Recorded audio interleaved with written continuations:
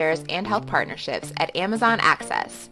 We're the team creating programs and services that make shopping in Amazon stores easier and more affordable. For the past 3 years, we've had the privilege of being the presenting sponsor for Harlem Week. Did you know that EBT card users can unlock exclusive access discounts on household essentials? Amazon customers in select states can also shop for millions of eligible items, including school supplies, using their cash EBT benefits. With Amazon Access, customers can take advantage of SNAP EBT and cash EBT payment acceptance, access discounts, Prime Access, and our discounted grocery delivery subscription. To learn more, visit the Amazon Access booth at Harlem Week or go to amazon.com/Harlem.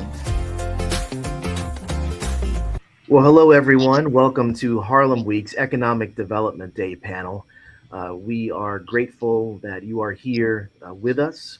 And this panel is going to explore strategies for expanding access to capital, to contracts, resources, and support systems that help entrepreneurs grow, sustain, and nurture their businesses. And we are honored to be joined by Mr. Michael Garner, who is Chief Business Diversity Officer for the City of New York, and Ms. Tatiana K. Williams, who is Senior Stakeholder Liaison for the IRS. Thank you to both of you for joining us. We appreciate your time and your contributions. Thank you. So let's start off this conversation by talking about leveling the playing field, equity. And whoever wants to jump in first can. We want this to be a free-flowing conversation. What does equity mean for today's small businesses in today's climate? What it means certainly is that led by the City of New York, awarding contracts in a inclusive manner, ensuring that jobs are being created in communities of color who have historically been shut out.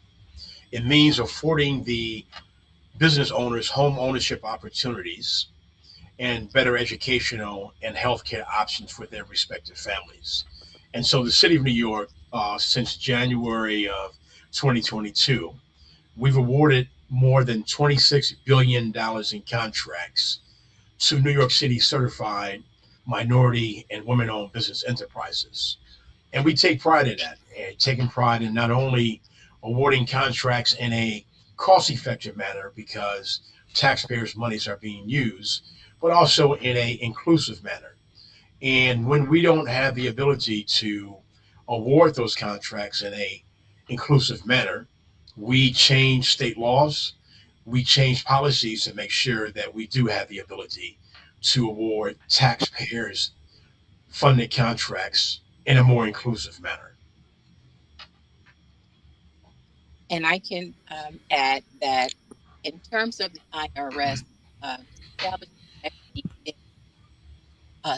knowing where to go for information, knowing how to obtain the resources. The IRS offers many online resources. Businesses need to know that they have a tax account, information, IRS.gov, and invest in the knowledge of what you need to know to make sure that your taxes are compliant and run your business efficiently.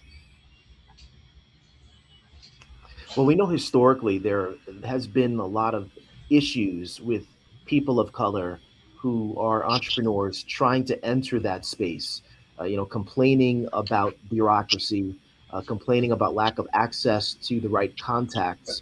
What efforts have been made, in your opinion, Mr. Garner, to try to level the playing field for people who are trying to start a business and grow it, especially in their own neighborhoods? Yeah, absolutely. And, it is incumbent upon us, as I just indicated, that we need to come up with solutions, changing policies and changing laws to make sure that we are awarding contracts in a more inclusive manner. But also, it has to hinge upon customer service. The City of New York has to be responsive to the small business community and the ethnic minority owned business community when they are certifying their companies, when they are taking out loans and their pensions in order to create businesses. And so we need to create an environment that's conducive to the growth, development, and integration of these firms in the more than 65 different New York City agencies and public authorities. And so we need to make sure that they are equipped to bid, gain access to resources like access to capital, access to surety bonding. Let me just talk for a second from a data point perspective. We are living in one of the most greatest cities in the world. And if you think about all of the contracting opportunities that exist in this city, just think, for example, the MTA has a $68 billion capital plan. They're going to award over the next 5 years $68 billion in contracts. The city has $40 billion in opportunities. The Port Authority of New York and New Jersey has $40 billion in opportunities also as well. And so if you factor all of the contracts that's going to be awarded over the next 3, 4, 5 years, you are in the most volume centric region in the whole entire nation for opportunities, contract opportunities. And so once again, we are spending overtime in coming up with policies and procedures and best practices for us to be able to award those contracts in a more inclusive manner, making sure that we are responsive to inquiries that come in, and ensuring that once you receive a contract, that you are being paid on time, and that we have training programs also as well that teach business owners not only how to finish their projects safely, timely, and on budget for the city of New York, but how to become a more effective business owners. Because a lot of times you may be a proficient contractor, plumber, but if you don't have back office support, if you're not submitting your invoices in a timely manner, it's only going to be a matter of time before your company is not solvent. And so we give training also as well. And so that's what the city of New York is doing. Last year, for example, we awarded $6.9 billion in contracts to New York City certified minority owned businesses, the highest in program history. And so we are laser focused on making sure that we are awarding contracts in a more inclusive manner. And once again, creating an environment that's conducive to the growth, the inclusion, and integration of businesses in our procurement practices. Well, Mr. Garner, you brought up an excellent point, several points that I want to touch on and ask Ms. Williams to comment on, because not everyone is an experienced contractor who's dealing with the city, who has back office support. You're talking about a lot of mom and pop entrepreneurs and business people who are seeing the opportunities that are now available through these contracts that are being handed out by the city and various agencies. But in my experience, something that I have seen is people who are getting tripped up when it comes to record keeping and when it comes to filing their taxes in a timely manner in a way that is in accordance with their business structure. And as the senior liaison stakeholder for the IRS, Ms. Williams, can you tell us what the IRS is doing in terms of outreach to help people who are trying to enter this space so they don't get tripped up in the course of doing their business? So one of the things that business they have their financial data for when you go for a lending institution, they want to see strong financial. You have to have your P&L together, your budget together, and your taxes filed. They want couple of years taxes.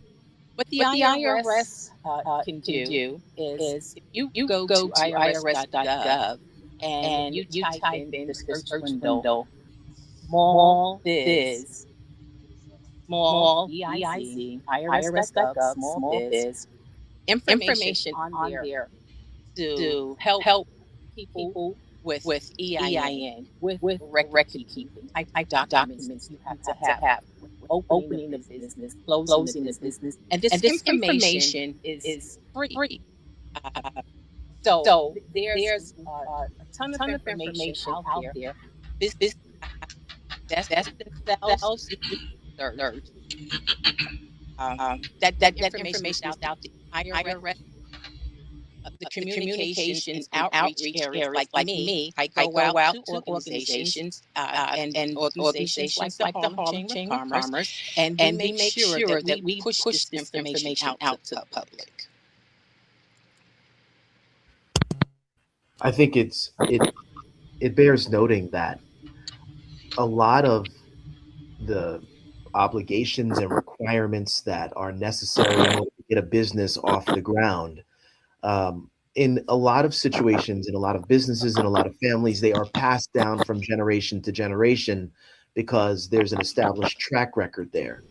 And certainly many communities here in New York City, especially communities of color, where you have aspiring entrepreneurs who want to get into business for themselves, they don't have someone showing them the ropes. They don't have someone who is taking them and leading them and saying, you shouldn't do this first. This is the paperwork that you need to file. Then go over to this office. So, Ms. Williams, the guidance that you're providing is certainly valuable.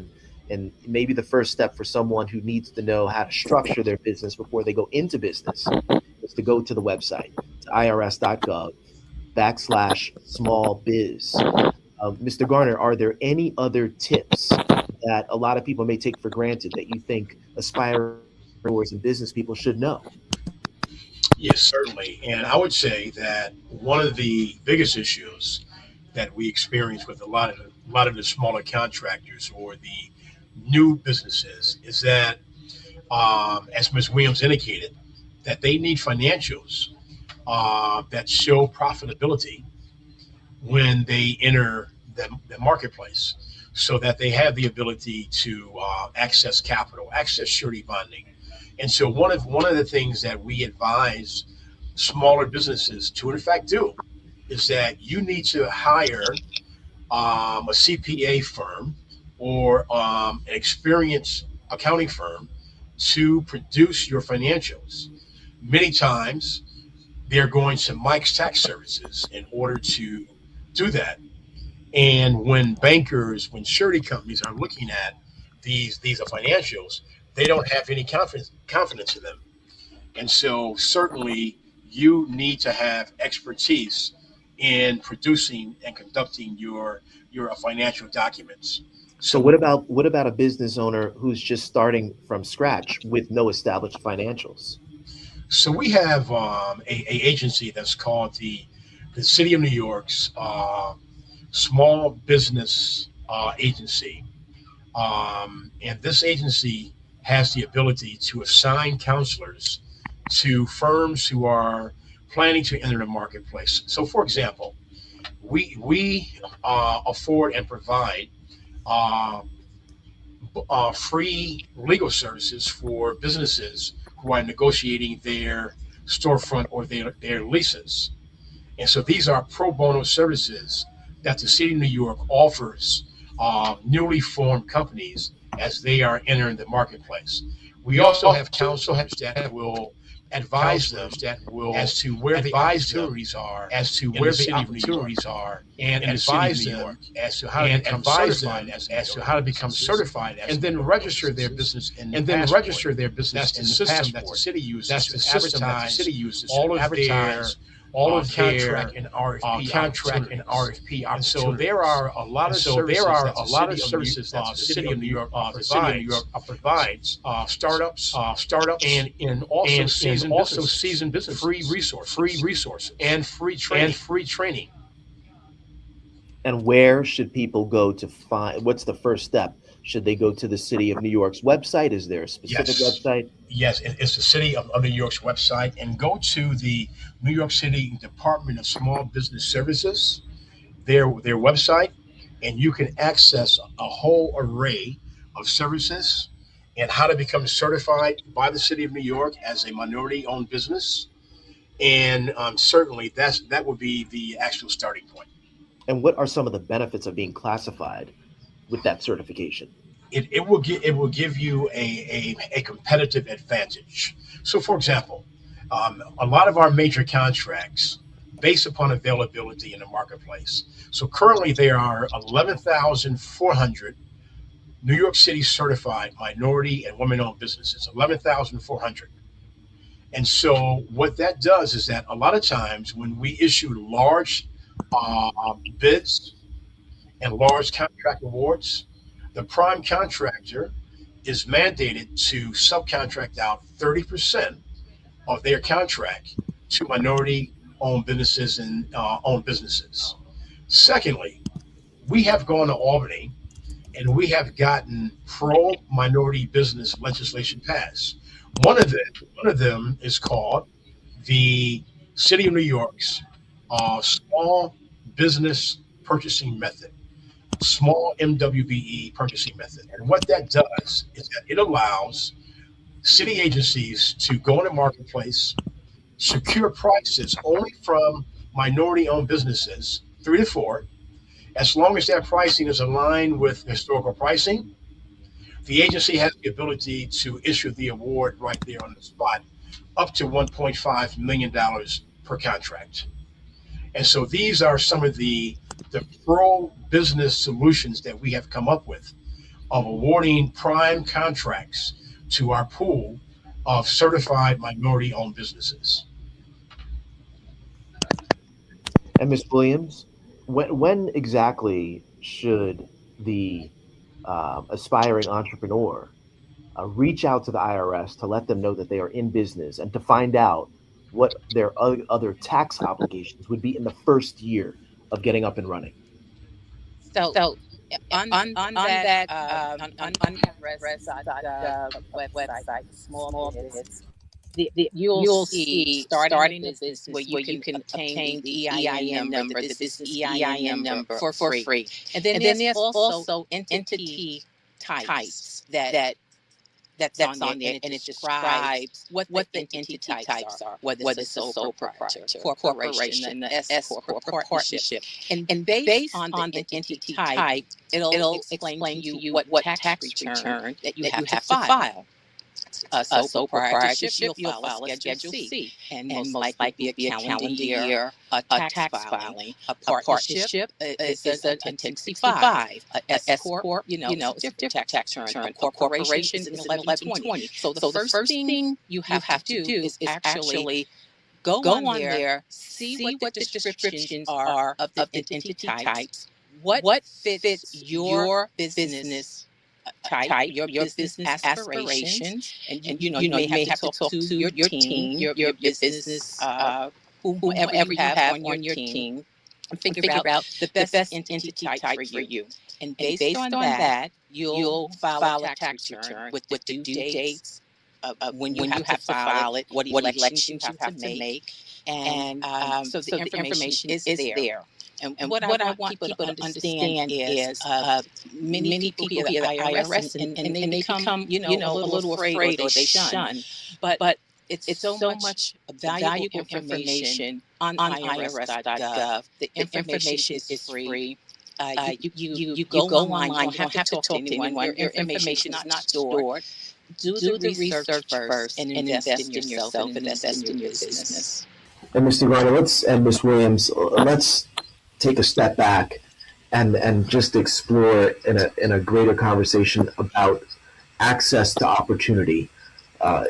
Big picture, what do you think needs to be done to create greater access to opportunity for any entrepreneur who's interested in getting involved in business here in our area?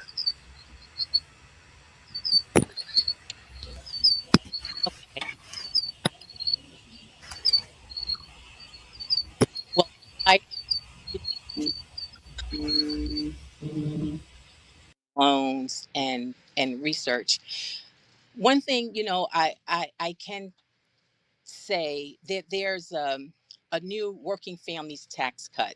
Now, this is not in particular to small businesses. This is to everyone, but as a way to maybe get some family um, greater income, greater access to income, there is the IRA type investment vehicle that came out under the Working Family Tax Cut, also known as the One Big Beautiful Bill. And it's an IRA type account. And now it's called Trump accounts, but it's for children that are born uh, in 2025 through 2028. And as long as they are a U.S. citizen and they have a Social Security number, they can open up one of these accounts. Their parents or grandparents or someone can open up an account for a child, and the government will put $1,000 in it. And actually, you have private industries, private companies that'll also. I think Dell will give $250, but that's 1,000% return on your money. So that money actually compounds.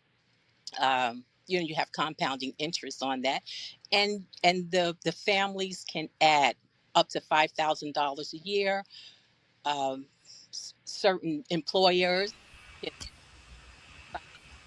that's not including the 5,000, but it's open to any child under 18 with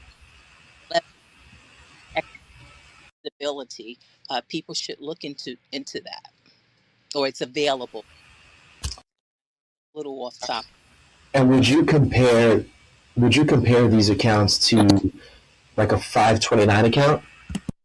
Yeah. So right. So it's what people should do is look at a 529 account. 529 is specifically for education. And these Trump accounts are, you can use it for education. You can use it for opening a business. There are other reasons you can use it. There are some similarities and some differences. So people should actually do the research. With a 529 account, there's no match. With the Trump accounts, once the child becomes major at age 18, it'll revert to an IRA type account. So uh, that's the comparison. So there's more flexibility. And what is the technical name for the account? I know the nickname for the account is the Trump account. Is that the actual name? Yeah, it's the Trump accounts. That's the actual name. Yes, it's a IRA section code 494 cap A paren small a. So you can look up the Trump accounts under that code to get additional information. And you can also go to trumpaccount.gov to get additional information on it. And of course, you can go to irs.gov and type in Trump account, and you can get additional information on it. But to have for a child that's born between January 2025 and December 2028, $1,000 will be the government will put $1,000 in the account. And any child under the age of 18, as long as they have a Social Security number and a U.S. citizen, they're eligible to have one of these accounts. So it is a saving, a retirement type of vehicle. So that's some information that's out there that can kind of level the playing field. Mr. Garner. Yes, sir. Thoughts on how we can level the playing field in a broader way moving forward? Yes, certainly. I mean, the city of New York, and I spent 14 years at the state of New York. I was appointed by a former governor as the first chief diversity and inclusion officer at the MTA. And the MTA, as you may or may not know, is one of the largest entities in the country and one of the largest builders. And so the MTA is a $1 trillion organization when you incorporate their equipment and their real estate. And we were able to transform that organization from first to worst. There are 97 different agencies in the state of New York, and we ranked last when we got there with dollars paid to minority-owned businesses. That number equated to about $116 million a year which equated to 6% MWBE inclusion. By the time we left, that number had increased to 1.5 billion and 33% minority business inclusion. And so we brought a lot of those best practices here to the city of New York. And once again, we are driving equity by awarding contracts in communities of color who have historically been shut out. And as I indicated before, when a business win a contract, they have the ability, or we have the ability, to create jobs, but also the business owners have the ability to buy homes, to purchase healthcare coverage, and ascertain better educational options for their respective families. And so we really believe that we are driving equity when we are awarding contracts in a more inclusive manner. Once again, just last year, that number was 6.9 billion, almost $7 billion in contracts awarded last year, the highest in program history. And I think it bears repeating, you mentioned that at one point it was only $116 billion in Yes, MTA contracts going to 1.5 billion. So 116 million over a 15-year period. It increased to 1.5 billion dollars in dollars paid to minority and women-owned businesses. and so MBEs, minority owned businesses, are there is there advertising that's taking place in the neighborhood? How can people find out about these programs besides going to the website? A lot of people are not computer literate. A lot of people still want paper in their hands. They want to speak to someone directly. Can you talk about the physical outreach efforts that people can hear and see to find out about everything that we're talking about? Absolutely. So we are coordinating minority business events throughout the city of New York. So we are partnering with the borough presidents and the various chamber of commerce, and we're bringing the city's minority business programs directly to the boroughs. And so we are now coordinating major outreach. And so once we establish those dates, we're doing a massive outreach to those 11,400 certified firms and other companies. And we are basically hosting MWB events with all of our agencies there. They are talking about the contract opportunities that are upcoming and how you can register your business to do business with that respective agencies. And then annually, we have annual MWBE conference. That conference took place last year in January at the Barclay Center. And so all of the city agencies are there, all of their buyers are there, and you have the ability to go from table to table to table to talk to those staff as to how you can get registered in that agency to do business at that respective agency. And finally, that's 7 billion or 6.9 billion that we awarded last year. We engaged in a major advertising campaign where we highlighted success stories under the caption of how to do business with the city of New York. And we advertise not only on WBLS, but we advertise in a lot of the ethnic minority papers, the Amsterdam News, El Dario, and others about these success stories and how businesses can apply to be certified as minority owned businesses and be integrated into the procurement processes at the city of New York. And Ms. Williams, can you touch on some of the tangible, I can see, I can hear outreach efforts that the IRS is making aside from any information that's available on the website? Okay, so I'm in the communications and outreach and education area. So we partner with chambers of commerce. We partner with tax practitioner organizations. We partner with community-based organizations. So with we partner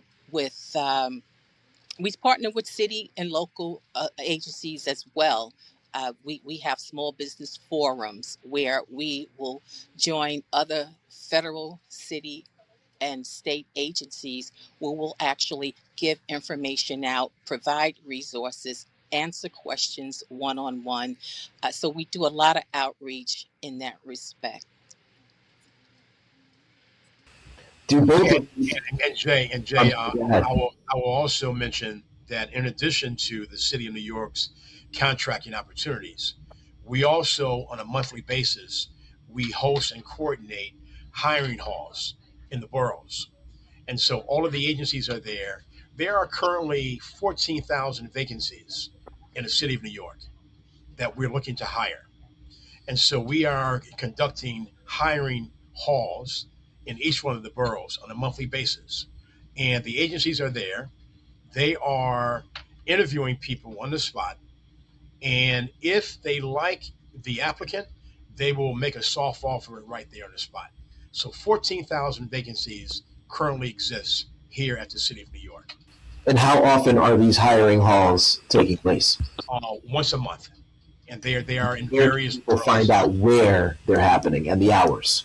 If they send me a email, I will be sure to refer them to a schedule of where the hiring halls are going to be, the upcoming hiring halls. And my email address is mgarner, MGARNER, at City Hall, all one word, City Hall, .nyc.gov. mgarner at City Hall, .nyc.gov.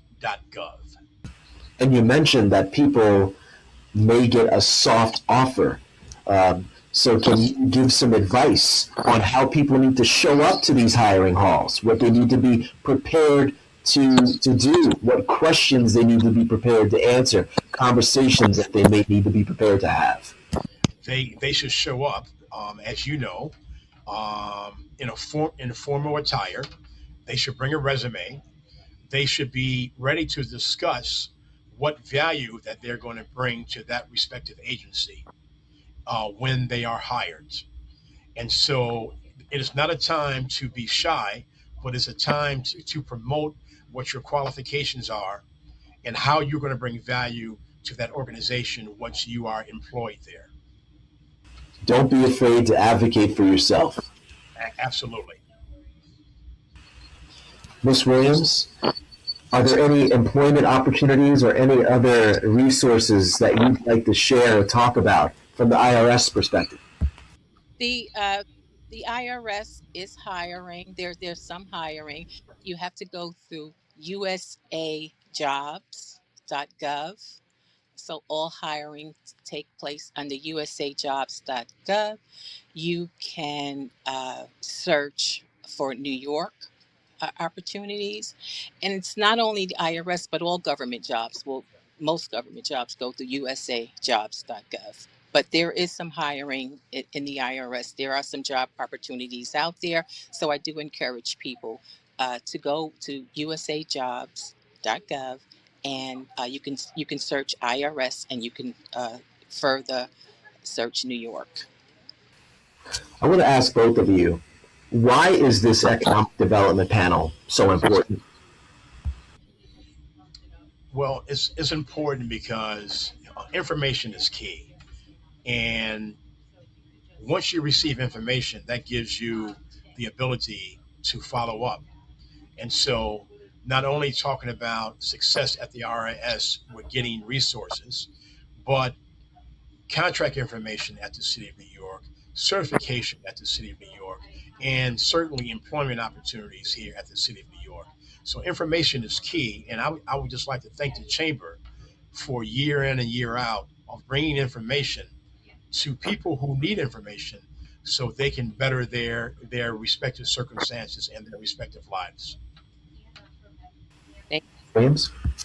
I would like to echo what Mr. Garner said. Uh, Information is power. That's how you empower yourself. Uh, it makes your search more efficient and more effective. Uh, you can cut down on mistakes. And once you know what to do and how to do it, you can execute it. So information is part of your planning, and it should be a part of everyone's plan. First, start with research. Don't just go, but once you get the information, then you know what the rules are. Then you can play by the rules. So the information is kind of the guidelines, and it gives you the rules. Then once you have that, you can go in for your execution. And I'd like to thank the chamber and Mr. Garner and you, Mr. Dow, for this opportunity so the IRS can get out this important information to this And, particular. and Jay, to your previous question, I once had the opportunity to speak to a very prominent black elected official, and his name was Harold Washington, and he was the first black mayor of the city of Chicago. And he asked me a question as we were walking down the street. He said, "You know, I travel with my urban planners. So do you know why?" I says, "No, why?" He said, "Because if you're not planning, you're being planned. If you're not planning, you're being planned." So information gives you the ability to plan. The initiative to put your destiny in your own hands instead of leaving it up to someone else to make decisions for you and on your behalf, sometimes against your will, and sometimes against their own best interest. Absolutely.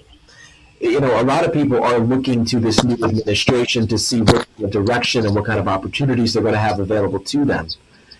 Can you talk about how this administration sees things differently in terms of increasing access in a way that has not been done in previous administrations? Well, it's the administration of affordability. How do we conquer affordability? If you look at the city of New York, the number one issue that prevents affordability is housing. And so now this administration is focused on creating a lot more affordable housing in this city.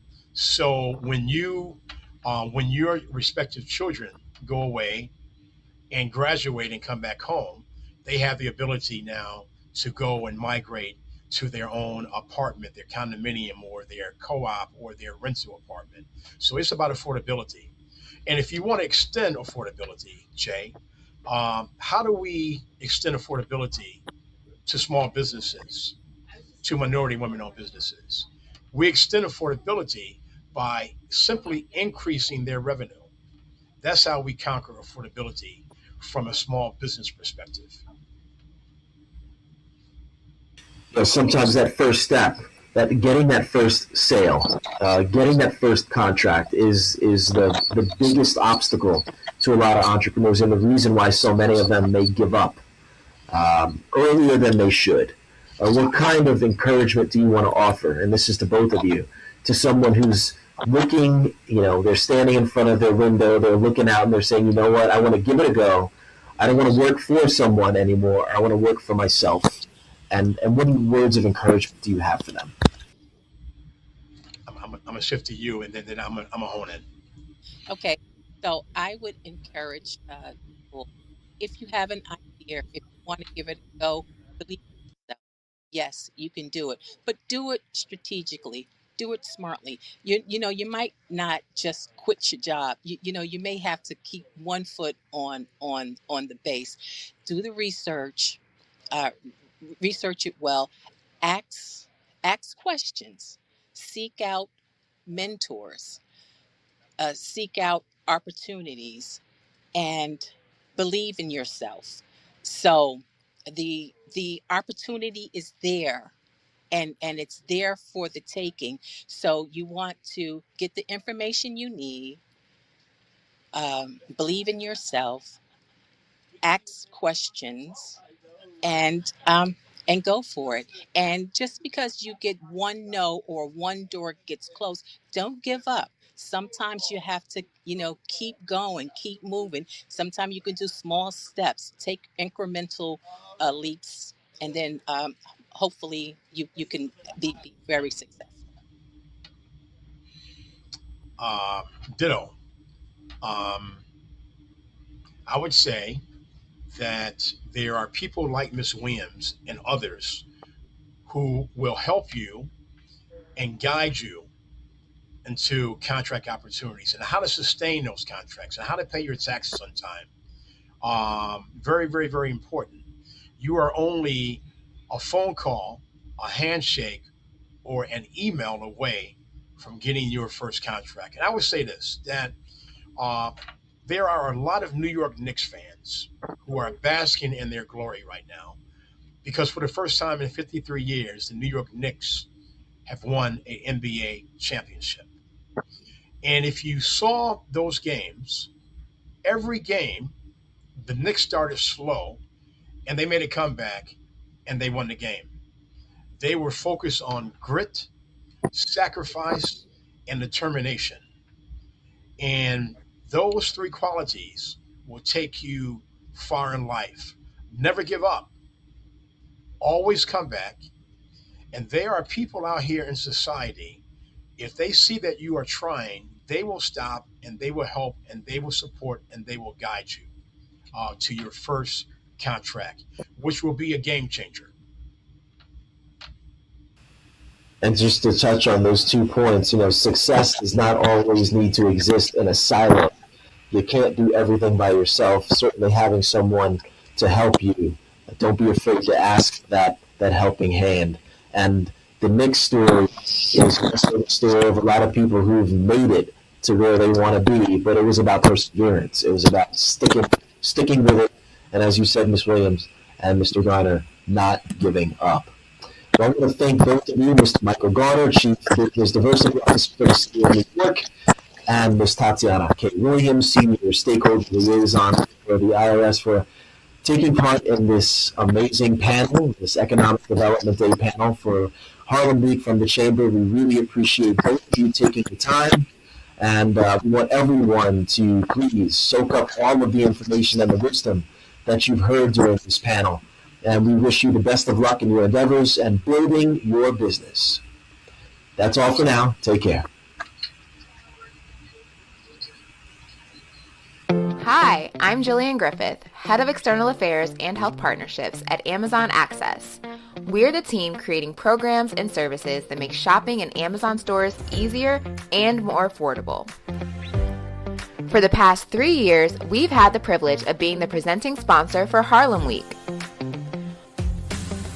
Did you know that EBT card users can unlock exclusive access discounts on household essentials? Amazon customers in select states can also shop for millions of eligible items, including school supplies, using their cash EBT benefits. With Amazon Access, customers can take advantage of SNAP EBT and cash EBT payment acceptance, access discounts, Prime access, and our discounted grocery delivery subscription. To learn more, visit the Amazon Access booth at Harlem Week or go to amazon.com/Harlem. Hey everybody, this is Clayton Banks, CEO of Silicon Harlem, tech guy, doing all this kind of great stuff to try to help as many people as I can for your life, essentially. As we become so tech driven, it's important that we all get more and more access to it, right? And know a little bit more about it. And most certainly deal with the issue that comes with cybersecurity. And here we are to talk about that right here in Harlem Week. And we're actually doing this not only just in front of you, but right through your computer. And you'll be able to see this information forever because we will make sure it's available. So I'm so excited about it, and I got a great partner with me. And if some of you have had this conversation with us before, it's one of the great cybersecurity persons that has really been focused on this is my dear friend, Ken Kern. He is the man. I'm happy to do this. We love doing this together, but he also is just a great person. He's really good towards people. He's had some real difficult things in his jobs. He's had to take really tough things going on in jobs that he's had. And I'm always so happy that I get to first of all, I just happy that he's a friend of mine, but he's also super smart about this issue of cybersecurity. Not just because we're all talking about this. This is for organizations, companies, nations. It's that important that this man has had to do. So Ken Kern, bring us on up. Let's start talking about some things. Talk a little bit about you. And you and I, let's get this. Well, thank you so much. Well, the first thing I want to say is what an honor and privilege it is to be here with you today. And to our audience who's listening, I'm really grateful for the time and your attentiveness. We're all in this together. It's a complex subject, but there are really, concrete things that are simple. I always think the best thing to do is try to figure out how to make things simple, even if the subject is complex. And I want to start by just really extending my gratitude to Mr. Banks, who is not only a friend, but someone who's a pioneer and someone that I turn to for cybersecurity counsel. So by way of background, my name is Ken Kern. I've been in the cybersecurity field for about 2 decades now, both in the public sector and the private sector. Had wonderful opportunities to work in both spaces and see the cybersecurity threat from as varied postures as possible. But let me just sort of start us off by, where do we stand today as you're viewing this? Let me give you the cybersecurity landscape, and that threat level, as defined by the U.S. government, is elevated. It was raised on June 22nd from guarded, so we are at a significantly high level called elevated, and that was in response to the U.S. strikes on Iranian nuclear facilities the prior day, the 21st of June. And what that simply means is we as a nation elevate our protective status, shields up at a very significant level. And when you look at the geopolitical landscape, these are fraught times. These are complex times. If you just look through the lens of the U.S., you've got a core four, to use that language that the Yankees used to use, but there's a core four of nation states that are constantly in a fight against us: North Korea, China, Russia, and Iran. And those state-sponsored actors, they're wreaking havoc. They're trying to hurt not only the U.S. but globally. They're not the only threat actors in town. You've got people who are as young as 14 years old who are committing cyber criminal activity, and everybody in between. So for those of us who are just trying to take advantage of the amazing technology that exists for your businesses, for your schools, for your faith communities, unfortunately, when we're trying to take advantage of the good, there's a lot of folks out there who are trying to take advantage of that same technology, harvest it, and many times hurt our schools, our companies, our faith centers. And so we're in a fraught time, but we know what? We're really good at this. As the United States, we're really good at an international community. A couple of reasons why we've gotten so good at it. One, folks like you who are in the audience today, listening, trying to protect yourselves, your family, your companies, you're focused. You understand this is a real threat. It's not something abstract. It's real. And you're going to take practical steps that Mr. Banks and I are going to talk about to help you to protect yourself. Let me also say, there's some amazing things happening in today's technology space. And I know we'll talk about it. AI, for example, some folks have described AI and where we are right now as it's the new industrial revolution. It is as momentous as that moment in history known as the Industrial Revolution, because it's systematically changing the way that we do things as a species, not just our companies, but really how we operate. And we're just at the beginning. So Clayton, some initial thoughts. The way I view it is, we've got a lot of threats. That's the threat landscape. We got a lot of tremendous opportunities, and that's the world we'll always live in cybersecurity. Well, I'm with you, and I am so happy to have what you have shared already. And I was really love the fact that you mentioned the word AI, or letters, I guess. And we'll talk a little bit more about that. I might have a little bit of extra for you and for everybody. Yeah, so similar what we've said over a few years, and we'll continue to do so. I'm going to basically look at 5 keys, if you will, that everyone should know. What are the 5 keys you should really know, right? So the first one I want to mention is strong passwords. Hello, strong passwords. Use long, unique, what do you call it? Passphrases and a password manager. So I'm saying that very simple for you, all of us on this call, so that you don't have to be hurt by a password. There are ways you can do. I'm going to give 5 of these things, and Ken will respond to any of them or all of them or one of them.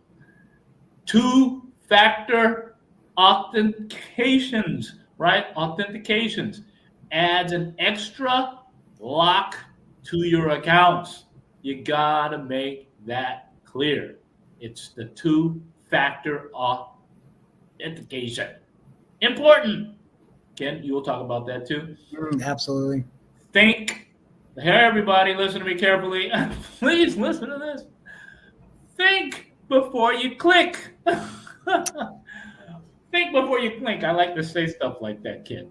So, it's basically, you're looking to avoid suspicious links and attachments, right? You got to really avoid suspicious like that. It's really clear. Not always clear, but you want to really look at that.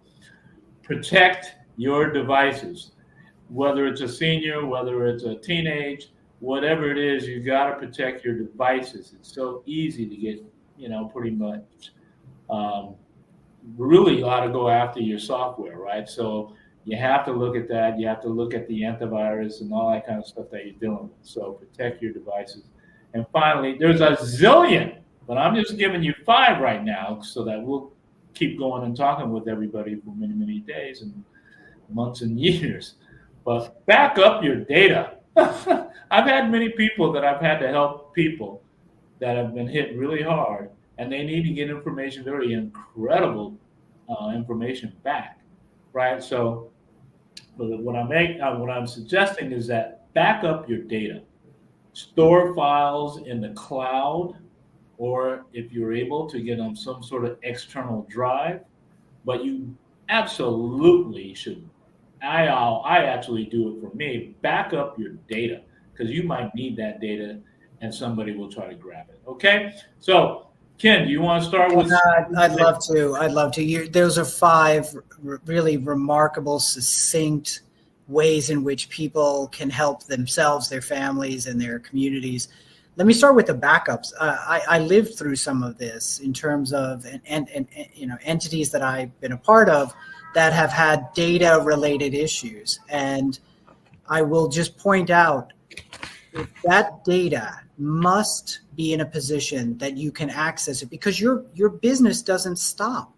The need for you to access it doesn't stop, even though you may have been impacted by an attack. So if you're running a business and something has happened to you, you have customers who you want to keep. And if you don't have that data, and if you're not in a ready posture to go, the backups put you in a position to succeed. Let me just also talk about the links. Rise in phishing between 2021 and 2025, up 50%. From that, we've seen a 312% increase in the number of data breach victims from 2023 to 2025. What do the numbers really mean? That our cyber criminals are artful at getting you to click at things you shouldn't click on, and take advantage and monetize what that information is in order for them to steal your PII, your personally identifiable information, in order to go ahead and execute fraud against you and others. So when you say think before you click, it sounds basic, but there are firms that conduct monthly training exercises, if not sometimes even more, on their employees to help their employees get better at avoiding clicking on it. So you think about companies investing in it. I'm urging you to take advantage of all the free opportunities that exist out there. And we'll talk about some entities that provide free training in order for you to become better at this. And we all are not really good at it. It's hard. There's a reason cyber criminals are really good. They're skilled. Now add on the capacity for artificial intelligence, and man, oh man, they have just been able to up their game. You used to be able to get an email and say, it kind of doesn't read right. Something sounds off about this. No longer. It's going to read really beautifully. It's going to trick you. It's going to tempt you to click. And we all have to be on guard to avoid it. So those are some thoughts. Your top 5, I urge the audience to write them down. I urge you to go ahead and then make a concerted effort to take a step. What am I going to do the next day on those 5 and get those taken care of? I'm glad you said that and yes, I agree with you. And please, everyone who gets a chance to see this will do hopefully what we're talking about.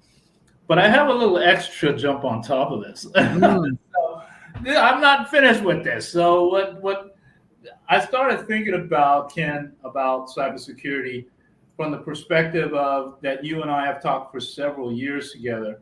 Yes. Now I'm starting to think about, since what we've talked about, what has happened since, let's say, through 24. Now that we're in 25, has there been anything sort of different in 24, 25 moving forward? There's a couple I wanted to talk about that, and I'd rather have you talk a little bit about it. So I'll give you the idea. Yeah, please. One of the things I'm thinking about is you said it all right. I was glad you kind of set it up. So don't be mad at me. I won't. But never. AI, when you talked about that very beginning, obviously that's like a really hot thing right now. Obviously, you and I both know AI has been around forever, but it's sort of cool now. But AI is now used by a lot of both defenders, if you will. Yeah. And there's also hackers are using AI for hacking.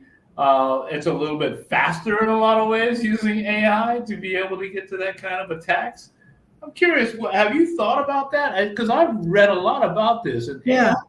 AI is really cool. I get it. But there's another side of it. It's always this coin, right? It's the both sides of the coin, the positive, the negative. The positive, and I'm a resounding fan of artificial intelligence and what it can do. But no, hopefully that isn't just a sense of it should just be run free. You have to have structure around everything in life. And part of that is figuring out how is we as a society, how do we embrace this? And you said it right, Mr. Banks. Artificial intelligence has been around for decades. You know, when the post office was sorting your mail back in the 50s so that it went efficiently, that was AI. So we think of the post office sometimes as behind the times. They were actually way ahead of the times. Mm-hmm. And it's been around for a long time. Simple things, baggage reading, complex, that companies were using and governments were using for decades. Mm-hmm. What's the difference now? It's more readily available to each of us on our phone. Mm-hmm. We can actually use it ourselves and create through generative AI, meaning we have artificial intelligence that we, within our devices, embedded in there. We don't even have to download anything anymore. And we can go ahead and create things by just simply using these tools. Mm. And so I think the big change in terms of the threat landscape is this. And I pointed to it a little bit earlier. All of us are sort of getting our toe wet, new users in AI. Well, and we try to spend a little bit of time each week. Maybe we'll test it out. We'll do things. Well, those cyber criminals, they are literally, some countries have armies of people who are dedicated to the task of using artificial intelligence to wreak havoc, to steal, to do things. And so when you think about the sort of who's got their foot on the gas all the time using the technology, who's really driving 100 miles an hour, those are the cyber criminals, and they're using the AI fast. And that doesn't mean anything other than this. I encourage people to start using it. You all have it on the devices. Try something new and interesting that you may want to do. I heard someone say to me today, hey, we're looking at, planning meals that would help us organize our week and being creative and introducing new meals into it. And that's something that an AI tool can do. Start small if you haven't done it before. See how it goes and keep at it, and keep taking swings at it. And then we'll talk more about protections in a minute. But right now, I want people to say, I want to be part of this, because it's not stopping. It is a river that's running. Woo. That river's strong, and it's not going to be stopped. The question is, are you going to be on that river moving and safely moving? And how do we get you on that? How do we get you encouraged and excited about that opportunity and safely on that river? Well, listen, that is everybody. I hope you are catching all of this. This is incredibly important. And some of it seems new to some people. It's certainly been around, like we said, it's been around a long time. But the fact that all of us are getting impacted by it, so we have to be very clear what we're dealing with. I'm going to give one we've used before, but I'd like to see what you're thinking around this. Yeah, and then I've got a good question for you too. Okay, well, we'll do this one and then you come back. Sounds great. I'm going to go back to one of our beautiful ones called ransomware, right? The ransomware, which has increasingly targets amongst businesses, particularly small businesses, for example. I think it has had an impact on schools. And I believe, frankly, I think really much in Harlem. It's a lot of communities. So I'm curious what you've experienced have had about that. Yeah, it's a constant worry and challenge. It is the thing that I think if you're in the cybersecurity community, you're worried about the most, because what ransomware really is you are in a locked out posture. Somebody has got control over your systems, and then is ransomware is saying, pay me a ransom and I'll go ahead and help you re-access your own stuff. And these are often very sophisticated individuals. So you get locked out of your information. You're in a really bad place if you're running a company. You could be running anything. It's a big and small. We've seen it large educational institutions where students and professors and all the amazing things that happen at a university, people are blocked out from being able to do things. Think of all of the intellectual property that a university has that could be taken away, and you're locked out of that access. It could be a faith community. It could be a multinational business. Bottom line is, 5 actors represent 41% of all victim posts on the dark web. In other words, there's 5 really bad ransomware groups that engage in it: Lockbit, Ransomware Hub, and to name some of the 5.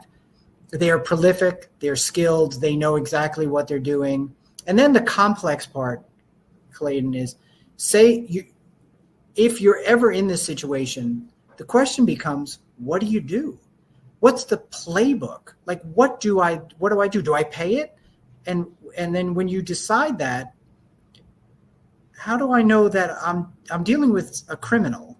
I'm going to pay a criminal. Why do I have faith that they're going to keep their word and give me something? Or am I going to transfer? And companies, not just individuals, companies have to make this decision all the time, saying, I don't want anyone to find out. Maybe I don't want the reputational harm that comes from people knowing that I'm attacked and I'm going to pay it. What happens after that? It's really fraught. And of course, I come from a law enforcement background. Law enforcement has constantly said, the FBI, they discourage people, entities, from paying, because it creates a market. If you pay, then cyber criminals are incentivized to go ahead and do more of these acts. the UK government has proposals that said we're banning you from making a ransomware payment. They want to take it out of the company's hands.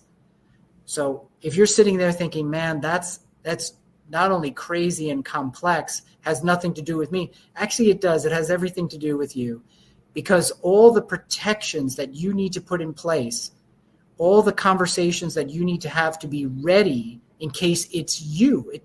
It doesn't have to be a top 100 company. It could be your faith community. It could be your family. It could be you. And so I think the question I was going to turn to for you is, that's the problem. What should people do, in your view, in your experience, when you're counseling corporations and entities of all different backgrounds? Are there some practical tips that you give to say, hey, this will help me not be in a position where I get ransomed, I have an attack on me? Well, I have a bonus at the end of this, by the way. Oh, I'm excited to hear that. Some new things that I have for everybody that I think will be very interesting. But I will say that the way I look at it is, there's very difficult to say there's 100% of anything. So my goal has, I don't know exactly how to answer your question, but I'll tell you this. Yeah. For everybody, and certainly for me, make sure you have more than one way that you put things away. And so I think that's great advice. Yeah, think about your grandparent or somebody you love and all this other stuff, and everything is gone. You should make sure you really find ways to, maybe not everything, but you got to back up some things, because you never know, and it's not on the same network. I think that's the problem, is people literally will keep it on the same network. So your advice is spot on. These are investment questions for folks. Like, okay, if I'm running a small business and I'm trying to get things started, and I know I keep everything here in these folders, and if there's a threat to it, you can't have your backups in the same place as your originals. Yes. Because your backups are going to be unaccessible, non-accessible, inaccessible. One of those three are right. So I think you're spot on. And that's the strategic choices. People, large companies set up entire grids where one is walled off from the other. And the practical impact of that. And when I was talking about those armies of people, I'm not joking by that. The U.S. government has put out information about the North Korean IT worker schemes that exist, where individuals apply to companies and pretending to be somebody that they're not. Literally, they are oftentimes AI generated images of individuals and voices. And so they do a real interview over Zoom, just like you and I are talking now, but you're not talking to the real Ken Kern. You're actually talking to somebody else. You end up hiring me, giving me access to the system that, of your company. And then I'm off and running, taking advantage over time. Let me tell you how skilled the technology is, along with how skilled individuals are. And I don't mean to scare that. I want people to just know about it, because it's important that folks are conversant about it. When I'm doing interviews, how do I know I'm talking to the right person? Okay, great. Maybe it makes sense that if I'm hiring somebody to build out an office for me in Atlanta and some other place, but I don't have eyes on them, maybe it's worth the investment to actually do the one-on-one interviews in person, so you know exactly what you're getting. Certainly if you're dealing with overseas employees. So lots to think about there. I just want to tell you, when you ask me what's changed over the last year, man, it is amazing knowing some of these things that are out there. And the FBI is very public with it. They don't hide stuff. They want companies and individuals to know about this. And so do a Google on North Korea IT worker schemes. You'll find it fascinating. Yes. And I've done a little bit in India also. So there's a lot that's crazy. I'm going to throw a couple of things that are very quick. We don't have to go too far about each of these things, but I wanted to add what we just talked about, and hopefully the community will understand it as we move forward, because we don't get a chance to talk about it as much as we possibly should in general in terms of this issue of cybersecurity. But everything from phishing scams, you and I have talked about those in the past. One that I really wanted to just mention for sure is there's now this thing with our devices, right? Everyday devices like smart stuff and all this other stuff, really, really getting a lot going on with that, particularly like people don't realize it's like smart TVs, right? I mean, it's like, really, you can be shot. Somebody can grab a lot of information for you. Even a vehicle. Your cars are all, really tech driven and all sorts of stuff. They're all being hacked, and people don't even know. You don't even think that could be possibly happen. Yes, it can. So, to your point, there's more things. It's not like the same old, same old. There's more going on. And a lot of it is because tech is a pretty good place to go to. So it is. It's a great spot to be. Yeah, I mean, listen. So, and I know you and I have talked about one thing. There's an intersection, Clayton, between always cyber and privacy. These two things go together. Yeah. When you're, and one thing that I'll just encourage people to think about is every time you're trying to get to you're downloading something, it's fraught with risks. You have to know before you do. I have, you see a number in the corner there. I have a young son and I have a young daughter, 8 years old. They're trying to navigate with our guidance, my guidance, my wife's and the school's guidance. How did they interact in this digital environment? And we have to shepherd them through this, right? We want them to be strong in technology. In ways that when we were growing up, we just didn't have that same connectivity. Well, they are connected. They have laptops in school. Why do I raise all this? When you think about protecting your family, I think it's really important that you follow all those tips. They apply not only to you and your business, but your family as well. Spread the word. Take these tips and share them. And also on the privacy side, when you're doing these downloads or accessing a website,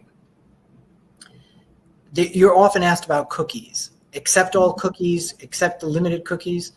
That's all complex stuff. I just want you to do one thing. There's no need for you to accept all the cookies. Accept the limited amount that makes the website functional. Because when you are doing that cookie authorization, essentially you're giving another entity information about you. They're sort of learning how you operate as a consumer, as someone on the internet. And I'm just encouraging you got to protect yourself. One little way to do it is to accept the limited cookies in order to have the functional website. So don't choose all. And I know you and I have talked about that. It's just, these are all strategic choices. Sometimes it's easy to click all or confirm or go because you just want to use the service. You want that shiny new thing, that shiny new app. Be guarded. Be guarded. The same way that our government is guarded and then elevated, there's times when you have to be guarded. And I just encourage you folks to think that way. Everyone who's on this call right now, I hope you are really maybe even just writing down a lot of stuff that we're talking about, because it could be very helpful to you and your family, your friends and everybody, and certainly for yourself. And I had a few more things to talk about, but I'm going to move a little bit. I'm going to just take one more in terms of what's been happening. But I also have the future of cybersecurity. I wonder if Ken is going to be ready for that. That's a little bit extra. But I do want to say one more of these things that we've been talking about. AI stuff. Go ahead. Yeah, I do. I want to tap into your expertise. One thing that I'm always coming to you for is to tell me a little bit about your thinking about education. How do we get more people in the door and the opportunities for jobs in this exciting space. What practically do you say? What's your read on the environment and the opportunities right now? Just if you could just sort of share your thoughts with the audience. I know I want to hear it. Well, I'll make it really quite simple. I really am going to very quite simple. I had the great honor to meet one of the in the federal government about this issue, and we were having a talk, and he said to me, Clayton, that I need 700,000, and I was like, I know you're not asking me for money, but he was like, yeah, I need 700,000. I was like, what are you talking about? He's like, we need 700,000 people for cybersecurity in this country, and that were jobs for young people, old people, don't matter, can make really good money, and the whole part about it. But this country is being attacked all over the place, and we don't have enough people. And guess what? It can only be people that are from United States. You can't like get a bunch of people from other countries to do it. So that is still an opportunity. That is an incredible opportunity. So we need to get this put inside the schools. From when? From elementary. We got to start getting people. Your son, my kid's gone, but my kids are old, right? Anyway, so the point is that we have to make sure that we get the young people and even older people to learn into this space, because not only is a great job, making a lot of money, but also you're doing something for your country. Yeah, it's helping for your community. It's helping for your mom and pop businesses. It helps you in schools. It helps at the banks. It is needed dramatically. And I will hopefully, not just by myself, but around a lot of us, to get on with that and get behind that number. 7. Wait, that's an awe-inducing number. 700,000 people. But that's, when I think about it, is what are we doing as a community? What are we doing as in our schools to get our youngest people excited, because they're so gifted at technology, and anyone who is a parent or has a young one in their life, whether it's a friend or, they just know instinctually that little child, they know what to do with that device.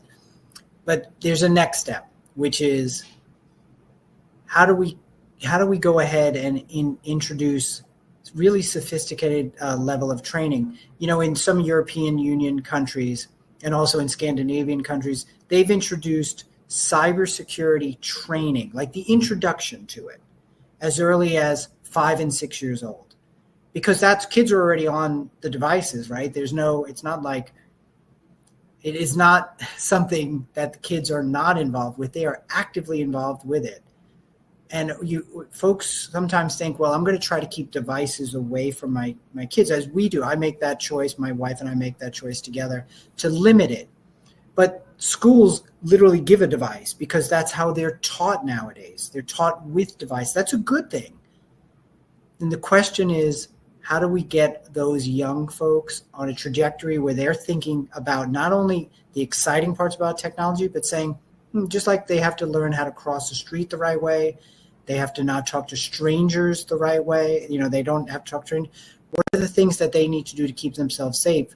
And then we've got to get them in the marketplace when they get to a point where they're excited about job opportunities. So, you've always been a leader in that space. You've always been somebody that I've turned to. Thanks for sharing with me. I had no idea about that number, and we got to chip away at it.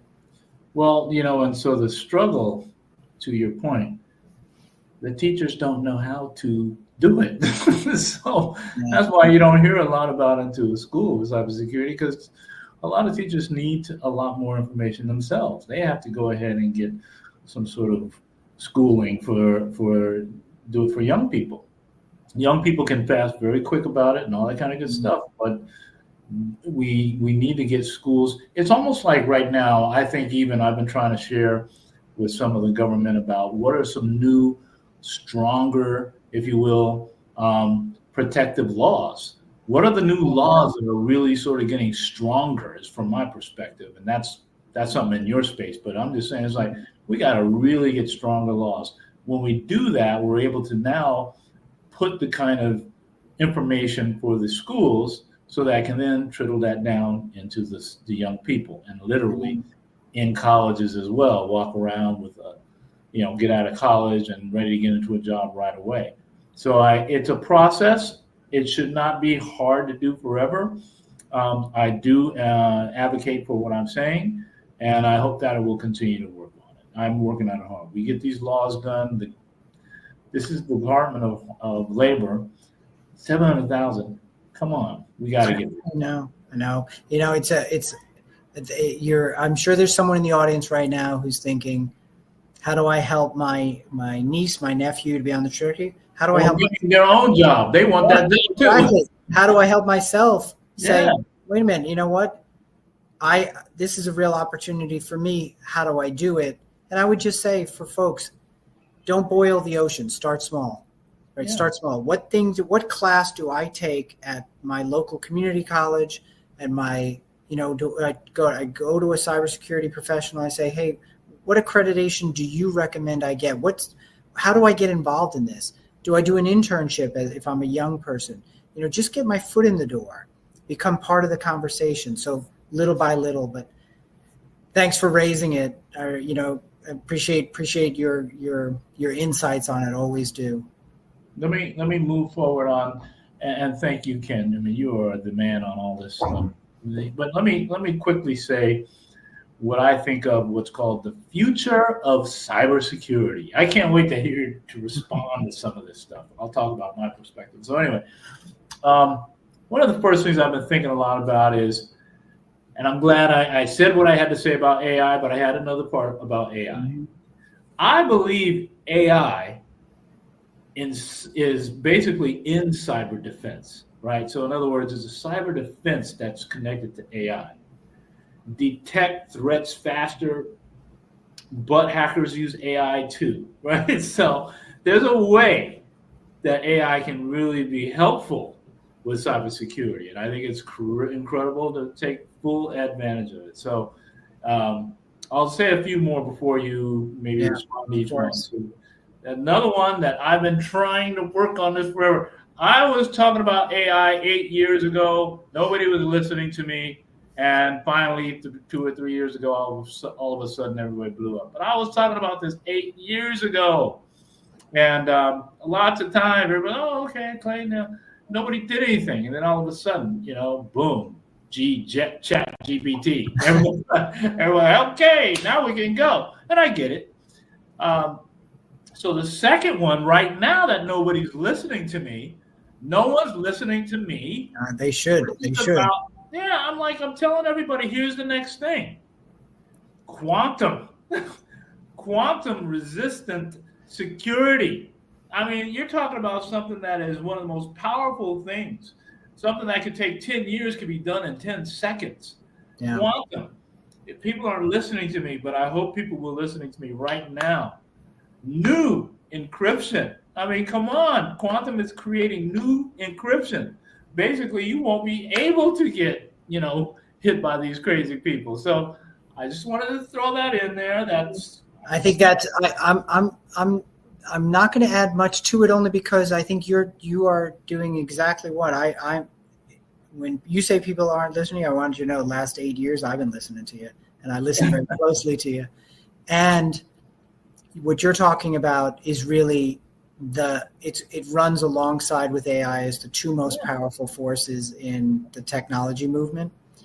And what it's going to do is it's going to help our nations, our communities, international communities, be in a position where, think about it, our critical infrastructure is better protected. Our schools, our faith communities are, and folks don't need to know the details. It is, you have to have a couple of PhDs to really be super conversational in it. What really I would say is just to be aware of what it is when people speak about this, and introduce yourself to the topic, and read about it. and make yourself, when you're having to make those choices as to what to bring into your life, like all of us do. What do I bring in? What books do I bring in? What movies do I bring in? What is it that I have limited free time? Spend time on things like technology, and so that you just become excited about it in the way that Mr. Banks is, the way that I am. And you're going to see, for those of us who are lucky enough to be around the next couple of decades, the world is really going to change. And it's it's a pivot point. I think we are this particular year, Mr. Banks, I feel like is one of those tipping years. It really is. It's different. I just feel it in some way. I think next year when we regroup, we're going to have a little bit more of a landscape, a view into saying, well, how did it change? How did people's usage of AI change? How did all the exciting protections you're talking about, how did it manifest itself? What does it mean? Right. And we're never lucky in cybersecurity. There's a lot of very smart people introducing a lot of amazing tools, brilliant minds doing this work, but it also depends on all of us. Each one of us has to make those choices. Go back to your 5. Thank you. Go back to them. If I'm choosing a password for something simple, am I going to reuse the same one so that if I do get hacked, they get my email, they get my banking, or do I instead choose a password that varies, it's complex, and it's unique, and I make practical choices like that? Man, it is a pain. It is. It's much easier just to have one and just reuse it. But I'm telling you, it's going to catch up to you, and we all have to be really diligent. Just like a runner who has to actually go out there and do the running. It's the hard work. It's a pain, but you do it because you're going to be better protected than the person next to you who decides not to go ahead and put in that training. Well, and that's why I want to share this, right? The future of what we're talking about, the future of cybersecurity. I'm going to say it one last time. Quantum. There will be quantum computers within the next 2 years. There will be really quantum computers. Those who have it, probably 99% cannot be dealt with cybersecurity. No one's going to be hacking them. That's too hard. Easier to do with somebody who has a regular device. So this becomes a cost act. There's a lot that will come along with it, but I do want everybody to think about what the future could look like. Another future thing, biometric authentication. Yeah. Right. This is when you're talking about our fingerprints, about our facial scans and all that kind of stuff will be very helpful. Heartbeat patterns, when you think about this kind of stuff. No doubt. It's exciting stuff. I mean, folks have it in their hands on their phones. They have a version of that. That's just going to be introduced in ways that when you walk into, maybe it's going to be your workplace, that'll become the new normal. That instead of you having an ID card that'll get you into a particular room, instead it's going to be a facial scanning. And so you always have to be thinking, as I talked about, we're making amazing advances in terms of what these opportunities are. You also have to think about, okay, well, where does all that get stored? How does what interest do I have in knowing about that? Some things you don't control, right? You work for an entity, things happen, there are choices sometimes beyond you, but I want you at least be aware of it, aware of, where the trajectory is going. And the trajectory is faster and smoother. Something called friction. In other words, if I can get into a building faster with the same sort of security protocols, because instead of a card which I could lose, and then somebody picks it up off the street and gets access to the building, instead my face. That's going to become the new normal. That's really exciting stuff. And stuff as a society, we also have to think about, well, what does it mean? So big questions. I know we're going to be coming to closure fairly soon, and I don't want to miss the opportunity just for people to go back to those 5. When you join us next year, my hope for those who are listening is that you come back that you see this as an opportunity for every year to kind of like just do like you do with your doctor. You come back and you get a checkup. Come back in. Is there something new that I learned? I'm constantly at the tipping edge in between the time that, Mr. Banks and I are talking with you. You're doing your own study, your analysis. You're not skipping over the opportunity to learn technology. You embrace it. And so I just, when I think about where we're going, I'm incredibly excited. And, I'm also, I'm aware, right? I'm aware of what the threat landscape, I started with the threat landscape, but I started because I want folks to be simply, shields up, as they call it, means I'm ready. I'm in a posture where I'm going to embrace all these exciting things, but I'm also embracing the reality that there's a lot of stuff out there that, bad actors do bad things, good actors do good things, and you figure out the way to sort of make the most of it. Well, I said that I had one last thing at the end, which I said I could stop cybersecurity. If you remember at the begining, I said I did. So I'm gonna share that. Please. I'm gonna add. I want to say the rest of the future of cybersecurity. You want to talk about it, but I do think that it's still important for us to have all the Internet of Things type that are going on over the place. Every device needs protection. And so I think we got to really start focus on Internet of Things. That's an issue. And then finally, if you will, community cyber literacy, which is what we're doing on this right now, because cybersecurity is as essential as reading. So that's where I'm at.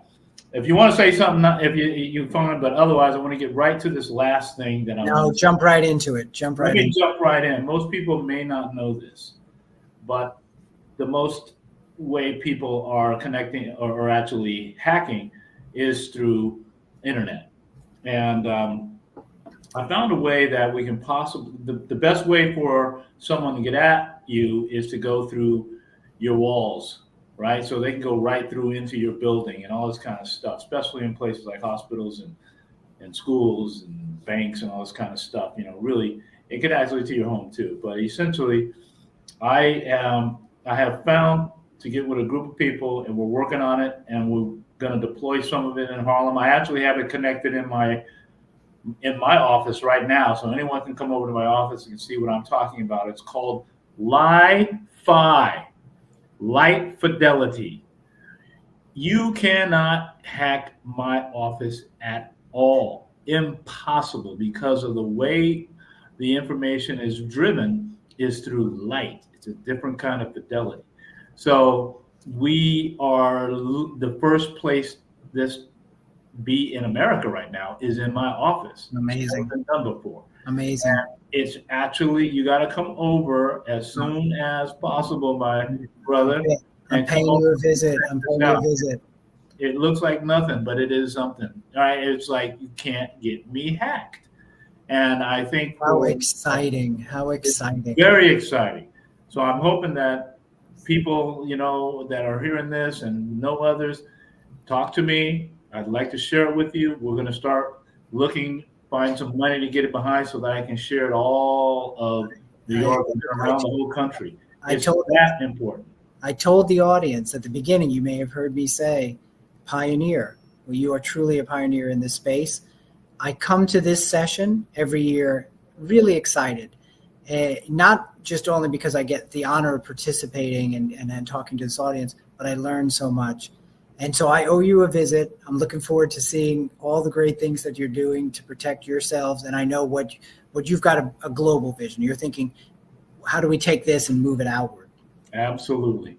And I would love for you to come over, first of all.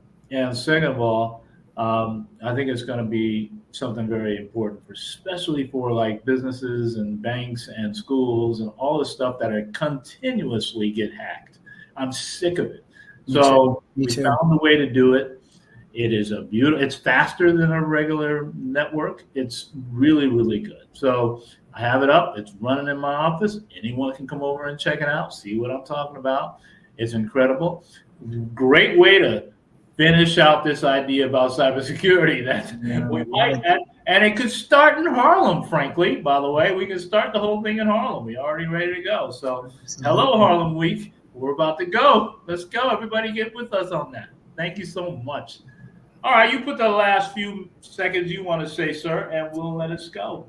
It's really short. It's one is just to the audience. Thank you for your attentiveness. Thank you for your energy and your focus on this subject. And I look forward to coming back next year and talking with you some more.